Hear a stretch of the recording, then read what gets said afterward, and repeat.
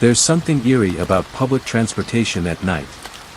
By day, trains are just dull, functional machines, crowded, noisy, filled with hurried people going to places they don't want to be. But at night, they change. The air inside the train feels heavier, the silence unnatural.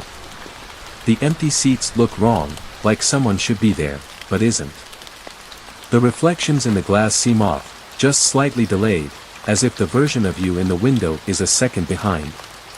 And if you ride long enough, if you take the last train out of the city, when the stations are empty and the world outside is nothing but shadows, you might start to notice things.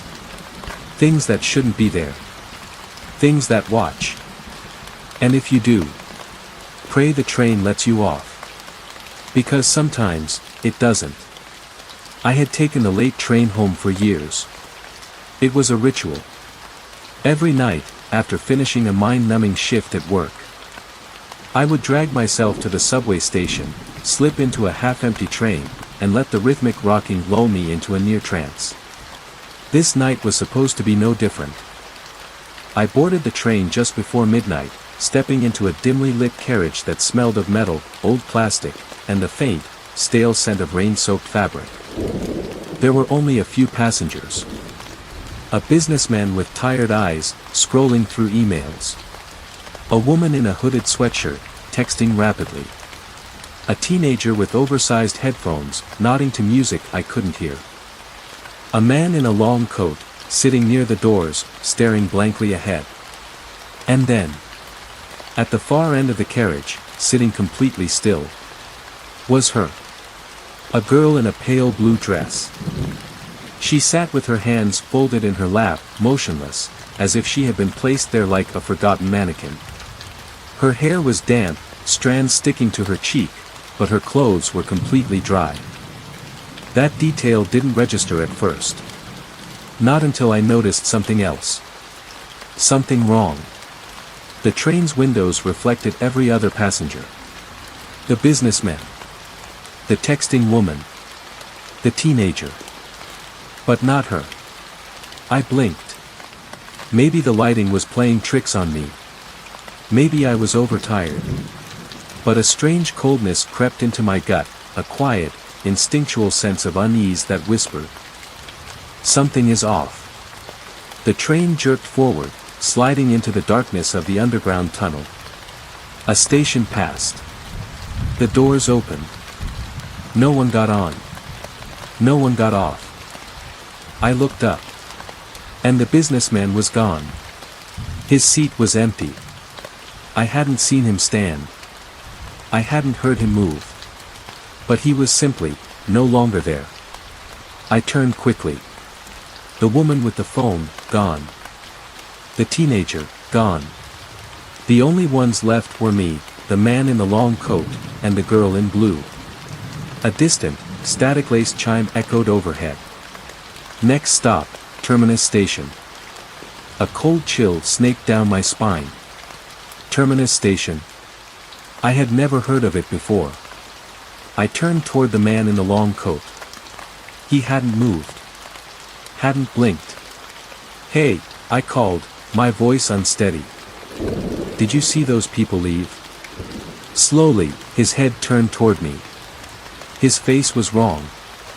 His skin was grayish, his eyes too dark. His mouth just a little too wide, as if the features weren't quite right, as if he was trying to mimic something human but had never seen a person up close. I took a step back. Then I noticed something worse. The girl in the blue dress, who had been sitting perfectly still, was now standing. Her head tilted slightly, her dark, glassy eyes locked directly on me. The train lurched. The lights flickered. In that split second of darkness, I heard movement. A rustling. A dry whisper, like fabric sliding across the floor. When the lights returned, she was closer. The train slowed. Another station.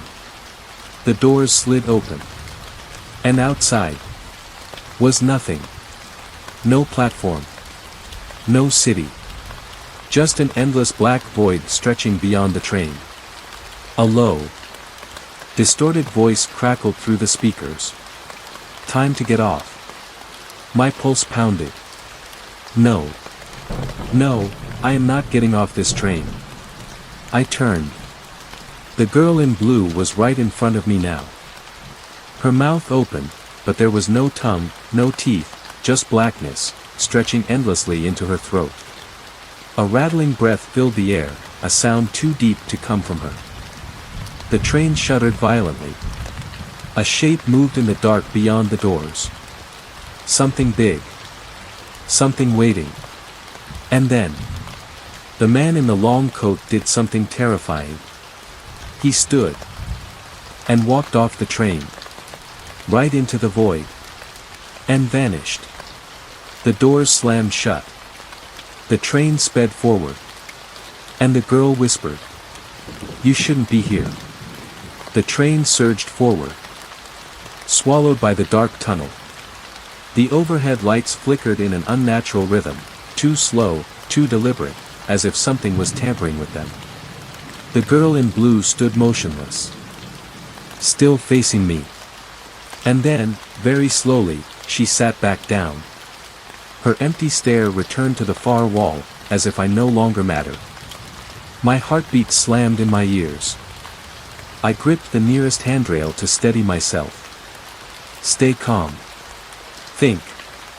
I stole a glance at the digital display above the doors. Next stop, Terminus Station. The words glowed in sickly yellow light, pulsing like a heartbeat. No, no, no. This is wrong. I reached for my phone, no signal. No Wi-Fi. No service. The train felt warmer now, like the air had thickened, pressing down on my skin. I turned toward the window, hoping to see the city lights. But the city was gone. The tunnel outside was black, impossibly black, like the train was moving through something that wasn't space at all. And then, I saw it. A shape in the darkness.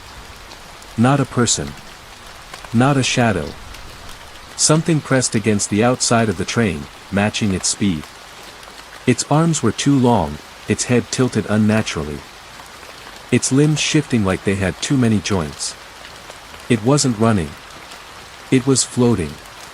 And it was watching me. I tore my gaze from the window, my hands shaking. I needed to think. I needed to get off this train. The girl in blue hadn't moved since she sat down. She looked human, but something inside me knew she wasn't. Maybe she knows something. Swallowing hard, I stepped toward her. What is this place? My voice was barely a whisper. She didn't blink. Didn't look at me. For a long, suffocating moment, she was completely still. Then, she spoke. A low, hollow voice, as if the words weren't really coming from her but from somewhere else. Follow the rules. I shuddered. What rules? Her head tilted slowly, jerky, like a puppet on invisible strings. Then she whispered. Do not talk to the ones in the long coats. Do not look at the reflections too long. Do not step off until the train lets you. I took a step back, my pulse hammering. What happens if you break the rules? For the first time, she turned her head fully toward me. Her lips parted slightly. And she smiled. A cold, knowing, dead smile. Then you stay. The lights flickered. And in the brief moment of darkness, I felt something breathing against my ear. I stumbled back, pressing myself against the cold metal doors. The air was wrong now, thick. Almost humid, but with a rotten, chemical smell beneath it. I tried to steady my breathing. Then, out of the corner of my eye, I saw movement. Not from the girl. Not from outside. From the window. My reflection was wrong. It wasn't mirroring me. My real hands were at my sides, but in the reflection, they were raised.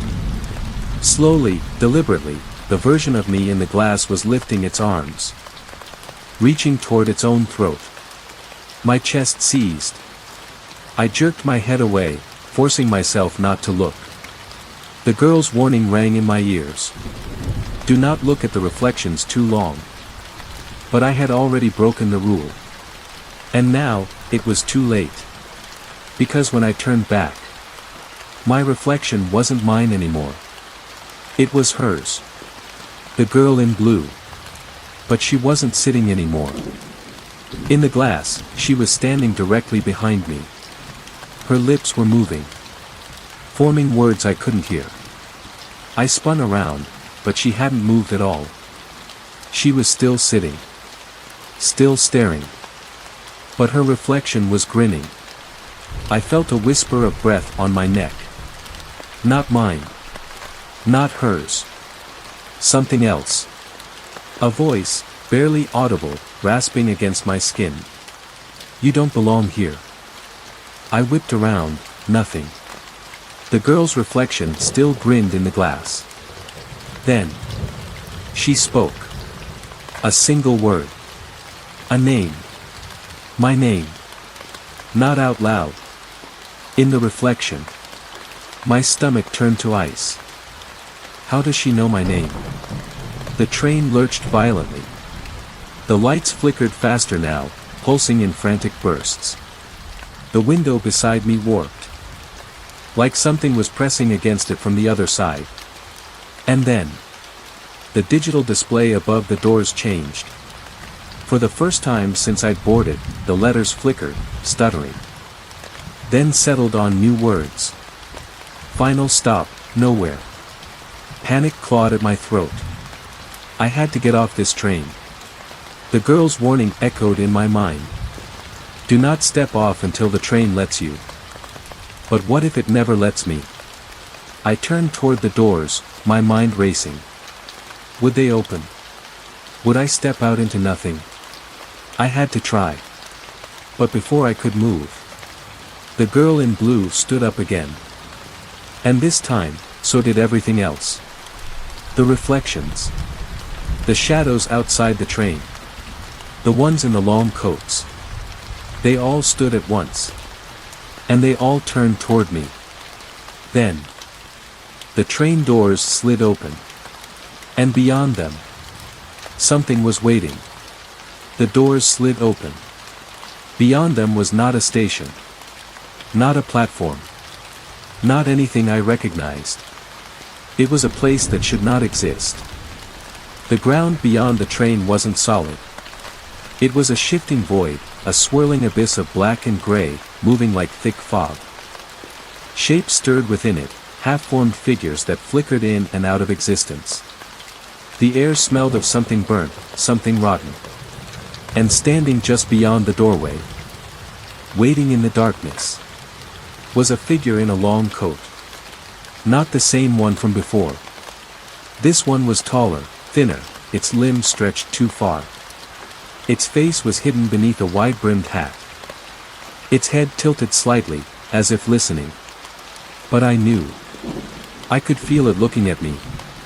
And I knew, I could not go with it. The figure in the long coat did not move. It just stood in the dark, waiting. But the train wasn't moving either. And something inside me whispered the truth. It was waiting for me to decide. Step off the train. Or stay. Neither option felt like salvation. Then, the girl in blue moved. For the first time, she did something unexpected. She stepped between me and the open door. And she spoke, louder than before. Do not go with them. Her voice was sharper now, edged with something almost like emotion. You still have a chance. I swallowed hard, my entire body trembling. A chance to do what? She didn't answer. But behind her, the figure in the long coat tilted its head. And something inside its coat moved. Not a hand. Not a person. Something else. Something trying to get out. The girl turned back toward me. Look away. I didn't understand. Until the figure began to open its coat. And I saw too many faces. Too many mouths. And they were all screaming.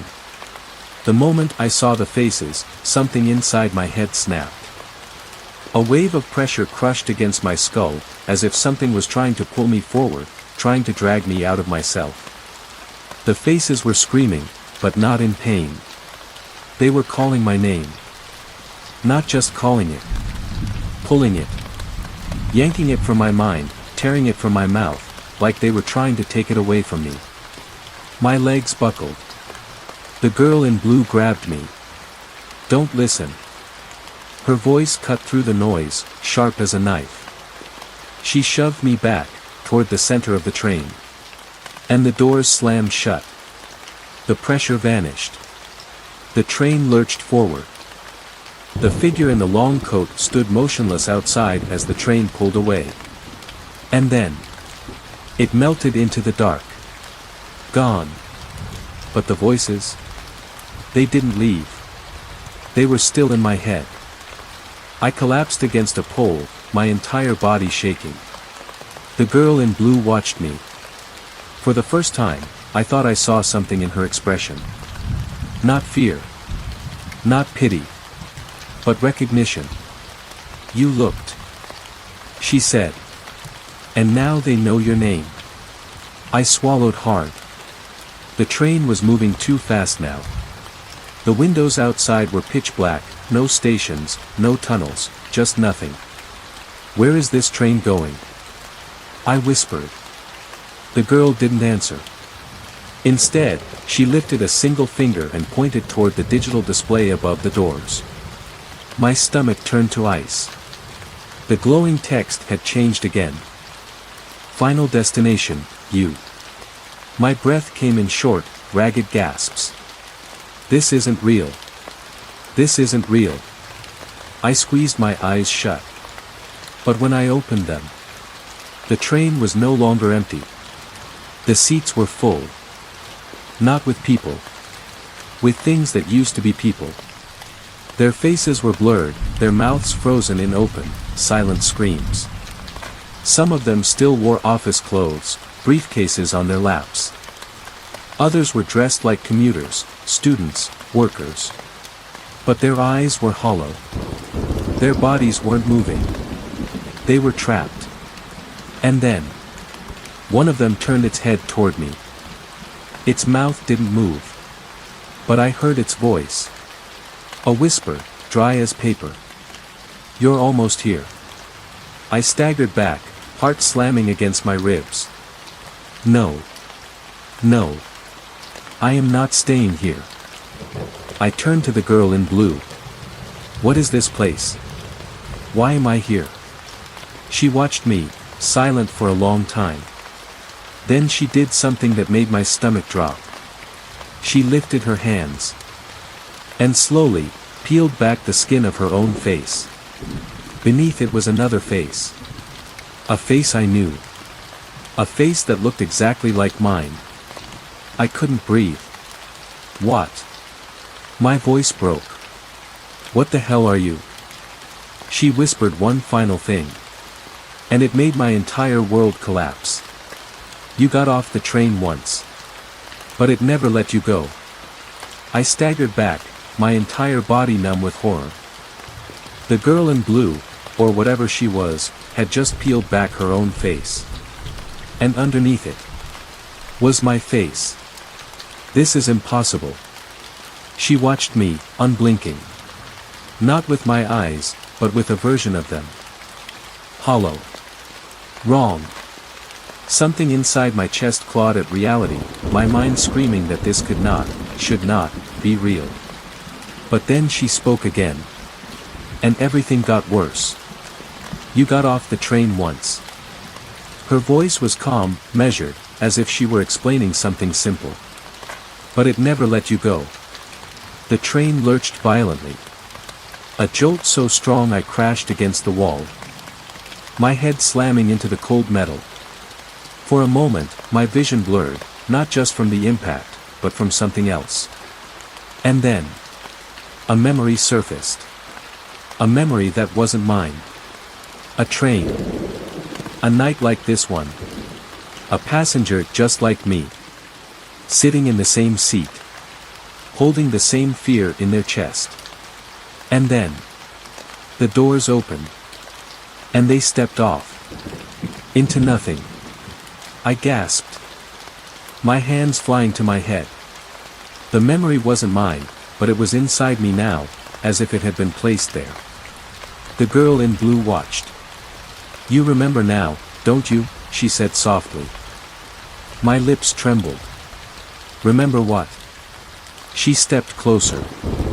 "The first time you died." My chest seized. No.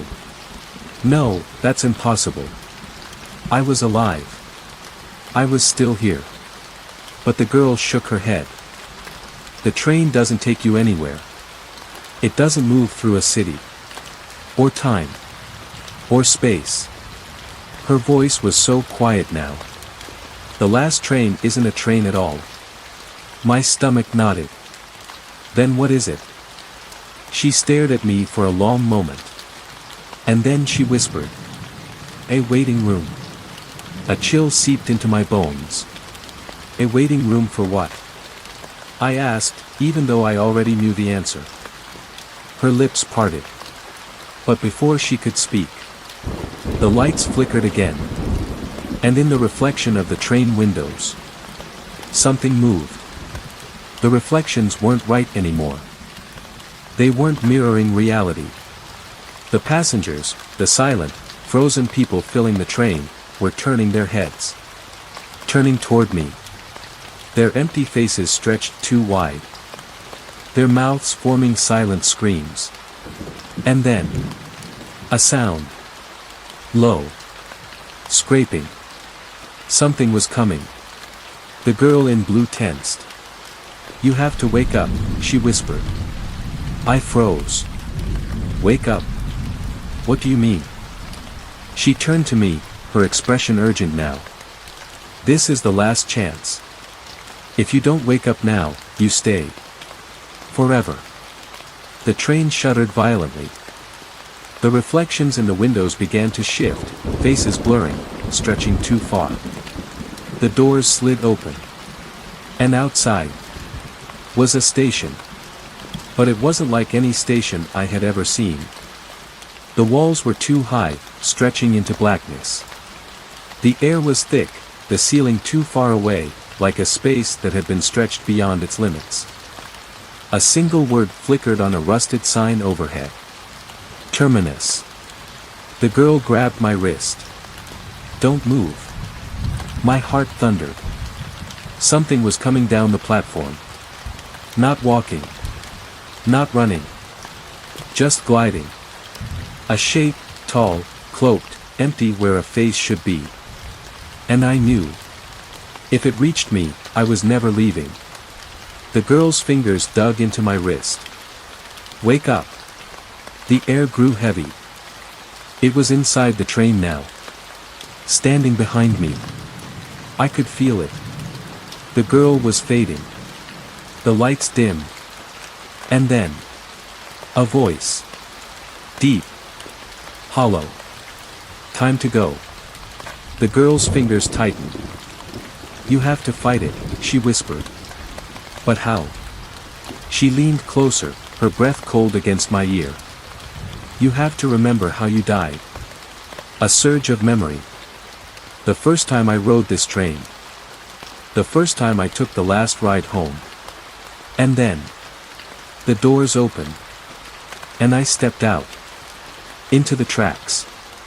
Into nothing. The realization hit me like ice. I never made it home. I had died here. On this train. And now, it wanted me to stay. Forever. But the girl, she had fought back. And now, so could I. I turned, and for the first time, I saw it. The thing in the dark.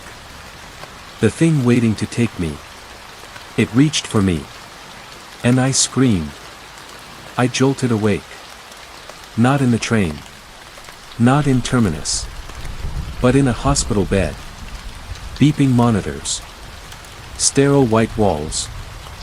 A doctor staring at me in shock. You're awake, she whispered. My head throbbed. My body ached. And then, I remembered. The accident.